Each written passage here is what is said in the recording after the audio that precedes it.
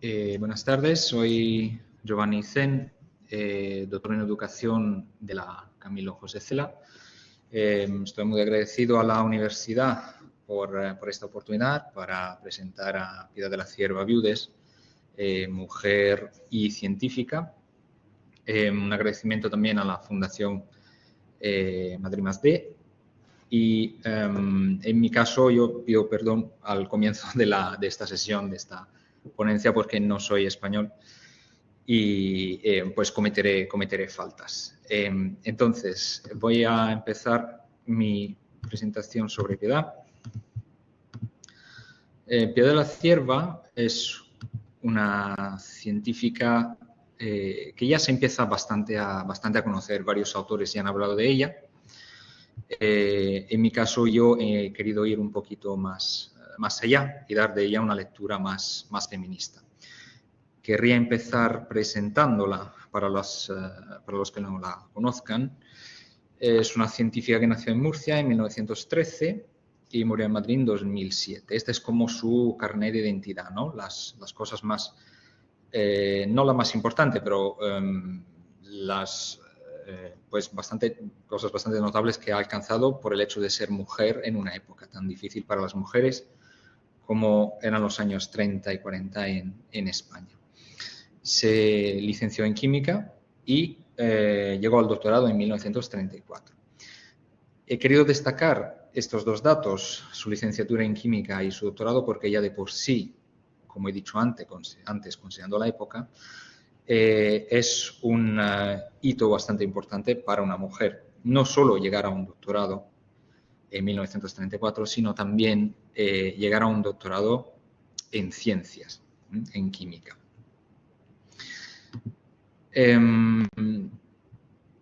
También he querido poner esta cita suya de sus memorias que se encuentran en Roma, en el archivo de la prelatura del Opus Dei, donde ella dice: mi padre se dio cuenta que iba a cambiar la situación de la mujer y decidió educarme del modo adecuado. Y aquí ya tenemos un primer indicio, una primera pista de la importancia de su padre en su vida. En esa época, en los años 30, si una mujer quería estudiar ciencias, a veces su sola voluntad de estudiar ciencias no era suficiente, y los padres juegan un papel fundamental al creer en ellas y para que se inscriban en la universidad, para que se matriculen y sigan su camino y su vocación. En el caso de Piedad, según hemos podido investigar, estamos hablando de la cuarta española licenciada en químicas. Hay algunos grandes nombres como Dorotea Barnés, María Antonia Zarroquino y luego, pues un poco más tarde llega Piedad, pero con las mismas dificultades, ¿no? De un acceso a la universidad muy difícil, cerrado a las mujeres, con mucha presión y también muchísimo que aguantar. Entonces, al acercarme a esta figura de Piedad de la Cierva, me he planteado varias preguntas para estudiar su figura. Me interesaba especialmente conocer el contexto social en el momento histórico en el que ella se formó, cómo se educó, cómo se desarrolló profesionalmente, por qué, desde mi punto de vista, tiene un papel importante en la historia de género en España, cómo influyó el hecho de ser mujer en un mundo casi exclusivamente masculino, como es el de la ciencia en la España pre- y postfranquista, y al final hacerme la pregunta más importante, que es si la podemos considerar una feminista en la sombra, a pesar de no estar vinculada con ningún tipo de movimiento reivindicativo feminista español. En cuanto a su familia, ya he mencionado a su padre, era un eminente y muy importante notario de Murcia, Juan de la Cierva López, que es el que la ayudó y la animó a que estudiara química, ciencias químicas. En un primer momento él no estaba muy de acuerdo porque hubiera preferido que estudiase farmacia, según nos cuentan varios autores como Inmaculada Alba, en 2016, pero gracias a a la fuerza de Piedad, ella se impuso y al final convenció a su padre para que estudiara químicas. En cuanto a su madre, Serafina Viudes Guardiola, no tenemos muchas noticias. Piedad nos cuenta en sus memorias que es la mujer que le enseñó la piedad cristiana y a rezar. Entonces, la figura paterna es una figura autoritaria y firme en la educación, en una familia en la que las mujeres, por lo general, no tienen mucho poder ni han alcanzado un nivel de instrucción importante. Piedad en esto también, en su contexto familiar, fue la primera. En cuanto a su formación, ella se matriculó en el colegio en modalidad de enseñanza no oficial. Varios autores, como Vázquez Ramil y otros, nos cuentan que la enseñanza no oficial se refería a la enseñanza que llevaban a cabo las alumnas no yendo al colegio, es decir, preparaban las clases en casa, preparaban los exámenes en casa, a veces con la ayuda de un tutor, y se presentaban solo para hacer los exámenes. Piedad saca notas muy altas, muy buena en ciencias y sigue su vocación y se inscribe en la Universidad de Murcia, de su ciudad natal, en 1928. No sabemos por qué, un año después, en 1929, se cambia de facultad y va a la Universidad de Valencia. Este es un tema interesante que todavía se tiene que estudiar, no sabemos muy bien las motivaciones, ahí tenemos un posible campo de investigación futuro. El dato curioso es que el INE, el Instituto Nacional de Estadística, dice que en 1928, año en el que Piedad se matricula en su universidad en Murcia, había 0 mujeres. Esto se explica con lo que dijimos antes, que es una modalidad no oficial. Entonces, ahí Piedad, con todas las dificultades que esto conlleva, prepara todas las asignaturas en casa, sin ir a la universidad. En cuanto a la Universidad de Valencia, donde Piedad se matricula entre el 28 y el 29, había 8 mujeres en ciencias, frente a 233 varones, según datos del INE. Una vez llegada la licenciatura en químicas, Piedad sigue queriendo investigar, profundizar en las ciencias químicas. Y como tiene notas muy altas, en todos sus expedientes tenemos mención de honor casi en todas las asignaturas, vemos otra persona, otro hombre, que en su vida será muy importante, que es Julio Palacios, que la nota y ve en ella una posibilidad de desarrollo importantísimo para las ciencias en España y la tutoriza, la ayuda para que entre a trabajar en el Instituto Nacional de Física y Química. Este instituto, como dicen González y Santamaría 2008, era uno de los núcleos de tipo intelectual y moral de más categoría que ha tenido España. En cuanto a su trabajo ahí, Piedad, que es muy joven, recuerdo que aquí tiene 19 años, porque nació en 1913, trabajó sobre los rayos X, que es una rama de la ciencia para ella bastante nueva, porque ella era química. Pero no tiene ningún miedo y se lanza en esta aventura también de estudiar rayos X, de formarse a la vez y de trabajar con científicos muy importantes como Julio Palacio. Había 3 mujeres en 1932 cuando ella entra y aquí también vemos como en la figura del padre Juan de la Cierva, la importancia de otro científico que creyera en ella para ayudarla a estudiar. Pasan 2 años y Piedad todavía no está contenta con su formación y se matricula para los estudios de doctorado. En esta época, solo la Universidad Central de Madrid, que es hoy la Universidad Complutense, era la que concedía los títulos de doctorado y donde se cursaban los cursos de doctorado. Entonces Piedad vuelve a mudarse, se muda a Madrid en 1932, pide una plaza en la famosa residencia de señoritas de María de Maeztu esa plaza se la concede, pero por motivos que todavía no están claros y se tienen que investigar todavía, rechaza dicha plaza y prefiere alojarse en la residencia de Escolapias. Su tesis, dirigida por Julio Palacios, habla de los factores químicos del azufre y del plomo y obtiene un sobresaliente, un premio extraordinario de doctorado. Y hoy mismo es fácil hablar de doctorados, de mujeres científicas, pero hay que pensar en qué hazaña es la que llegaban a cumplir estas mujeres en los años 30.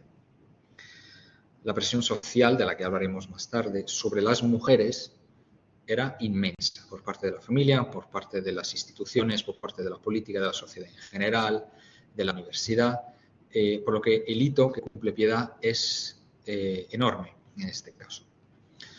Un año después, en 1935, Piedad, gracias a una beca de la Academia de Ciencias, va a Copenhague. Hoy también, como decíamos antes, es fácil pensar que una persona se puede mover con facilidad, pero en los años 30, una mujer viajando sola a un país completamente desconocido, sin Unión Europea, sin la facilidad de un inglés común, de una moneda común, pues era bastante complicado.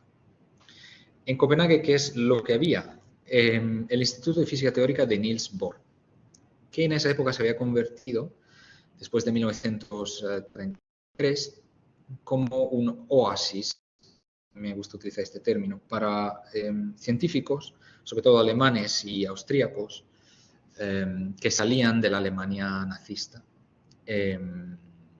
y buscaban trabajar en un sitio donde no se les persiguiera. Podemos hacer un ejemplo, que es la científica que cito al final de esta diapositiva, que es Hilde Levy, que era una física de origen judío a la que en 1938 se le quitó el título de doctorado.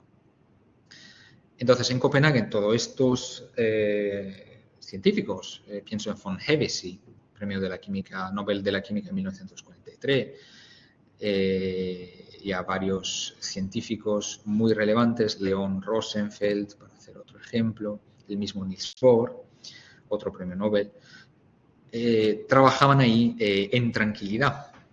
Piedad aquí también cambia campo de estudio y se centra en la radioactividad. Otro campo nuevo para ella, que tampoco le asusta. Ella estudia sobre volúmenes de Marie Curie, nos dice ella misma en sus memorias.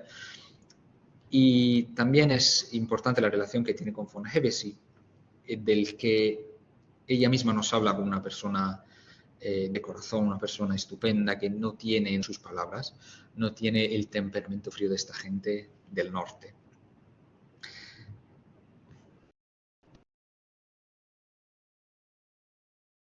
Cuando a los siguientes años, en 1936, obviamente está la guerra civil, ella siente la necesidad de volver a España y encuentra un Madrid agitado y revuelto. Su padre, que trabajaba en el Ministerio de Universidades, es cesado de sus funciones, Madrid siendo zona republicana, y la familia de la Cierva nunca se opuso abiertamente al régimen, entonces el régimen republicano, el gobierno republicano, digamos, alejó al padre de sus funciones. Se refugian con toda su familia en la legación de Noruega, ella misma nos lo dice en sus memorias, y empieza una época muy difícil, porque es difícil incluso seguir sus huellas, porque faltan documentos, la legación de Noruega se movió a San Juan de Luz, entonces parte de la documentación se dispersa y es difícil, o es destruida, y es difícil seguir lo que hace exactamente Piedad del 36 al 37. Lo que sí sabemos es que en 1937 encuentra una plaza para enseñar ciencias en Osuna Ahí tiene un primer contacto y único contacto con un movimiento político que es la sección femenina, no tanto por razones políticas, sino porque podemos fácilmente imaginar la situación de una ciudad como Osuna durante la guerra. Había una hambre terrible, faltaban cualquier recurso. Entonces, ella entra a la sección femenina para ayudar sobre todo a los niños de la ciudad, para trabajar trabajando en los comedores sociales. En los años siguientes, 1940, al acabar la guerra, decidió opositar en las universidades de Valencia y Sevilla. Es un momento importante porque, como ya han subrayado varios autores como Alba y Romero de Pablos, 2016-2017, ella fue alejada de la cátedra, no se le concedió la cátedra, a pesar de tener un currículum muy superior a la de los otros candidatos, simplemente por el hecho de ser mujer. Al mismo padre de Piedad, Juan de la Cierva, se le comentó más tarde, y lo sabemos a través de las memorias de Piedad, que no habría ganado nunca una mujer esas oposiciones, a pesar de ser una científica importantísima como Piedad, a no ser que hubiera sido un verdadero fenómeno. Entonces, este es una de las primeras derrotas de Piedad solo por el hecho de ser mujer, sin considerar su valía científica. En 1946, de todas formas, después de nacer el CSIC en 1939, en 1946 se crea el Instituto de Óptica Daza de Valdés, dependiendo del CSIC, dirigido por Miguel Otero Navascués. Otra persona muy importante en la vida de Piedad, que también sigue el ejemplo de Julio Palacios y ve en Piedad una científica importantísima y muy valiosa. También hay que pensar que la óptica era un campo de estudio casi inexistente en España, y Piedad forma parte del primer núcleo de científicos que formaron lo que luego será el Instituto de Óptica Daza de Valdés. La óptica también era un campo nuevo para ella, entonces para formarse en 1948 efectúa un viaje a Washington.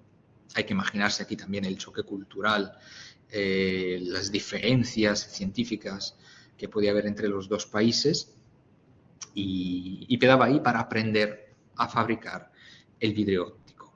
El vidrio óptico es como el ápice de su investigación. El vidrio óptico era un material de crucial importancia, sobre todo para la industria bélica. Apenas había literatura sobre el tema, de hecho no había casi nada, y faltaban las materias primas para crear ese tipo de vidrio.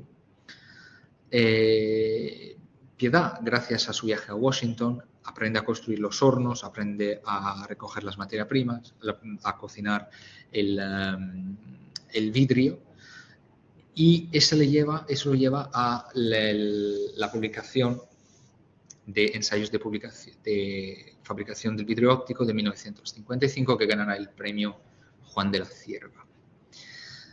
Ella misma reflexiona sobre el hecho, como ven en esta diapositiva, que las guerras, que son un gran mal, son las que impulsan los grandes avances científicos.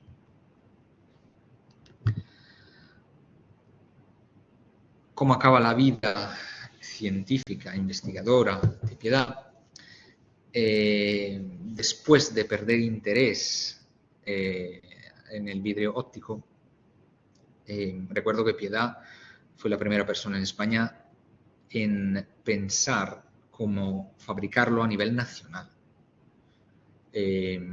Había otros estados como Rusia, como Reino Unido, Francia, Italia, que ya habían empezado a fabricar vidrio óptico. A Piedad se le encomendó esta tarea y fue ella quien lo llevó a cabo. Y es muy interesante también leer lo que pone en Ensayos de fabricación del vidrio óptico, 1955, al final de la introducción, donde dice: ahora sí interesa, ya se puede fabricar a nivel nacional. Entonces aquí también vemos la humildad de Piedad. Desgraciadamente, en los años 50 acaba el interés hacia el vidrio óptico. Piedad poco a poco va publicando cada vez menos. Se dedica a otros campos de investigación como el poder aislante de las cascarillas de arroz, y la enfermedad de su madre la llevará poco a poco a una pensión anticipada a los 63 años. Los últimos años, 30, 40 años de su vida, los pasará trabajando en el LTIEMA, que es el Laboratorio y Taller de Investigación del Estado Mayor de la Armada. Llego al punto, para mí, más importante de la investigación que he llevado a cabo, que es considerar Piedad una feminista. Cuando pensamos en feminismo, pensamos en mujeres como Victoria Kent, Clara Campoamor. Para mí, Piedad, como contestaré al final, es una mujer feminista. ¿En qué sentido? Pues primero, por los logros que ha obtenido. Vimos antes la dificultad que podía tener una mujer para el doctorado. Piedad publica muchísimos artículos también de altísimo valor, publicados en los anales de la Sociedad Española de Física y Química. Entonces, su investigación es de absoluto nivel. En una época en la que después de la Guerra Civil España no tenía exactamente una tradición científica, química, óptica. Entonces es una pionera en este sentido también.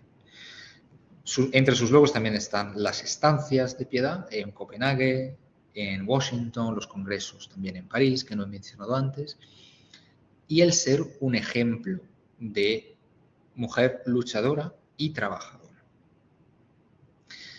Para otras mujeres, Piedad dirigió 3 tesis doctorales, Francisca de Andrés, Luis Arroyo y Guadalupe Ortiz de Landázuri. Y en cuanto a las dificultades sufridas, obviamente los prejuicios de la época eran terribles para las mujeres que no solo querían estudiar, sino que querían estudiar ciencias. Se consideraba a la mujer, sobre todo en época franquista, como superior al hombre moralmente, pero inferior intelectualmente, por lo que parecía una aberración una mujer que quería estudiar ciencias.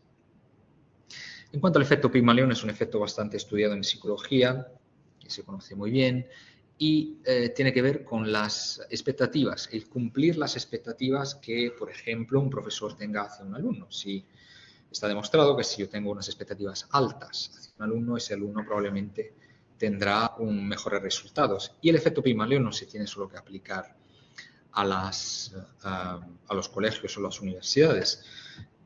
La sociedad que tenemos alrededor tiene un efecto sobre nosotros, y si la misma sociedad insiste en decir que las mujeres no podrán llegar nunca a nada, que no pueden estudiar química o física o ciencias en general, pues es muy probable que todo esto se cumpla. El efecto Pigmalión lo tenemos en las familias. Piedad no tenía ejemplos de mujeres en su familia, fue la primera, hasta donde sabemos, licenciada y la primera doctorada, por lo que lo hizo completamente sola. Hay un interesante artículo de Guenague Fernández, 2021, que nos hablan de las expectativas de las chicas y de los chicos a la hora de enfrentarse a un examen de matemáticas, por ejemplo. Los chicos, antes de hacer ese examen, prevén que sacarán notas entre el 7 y el 8.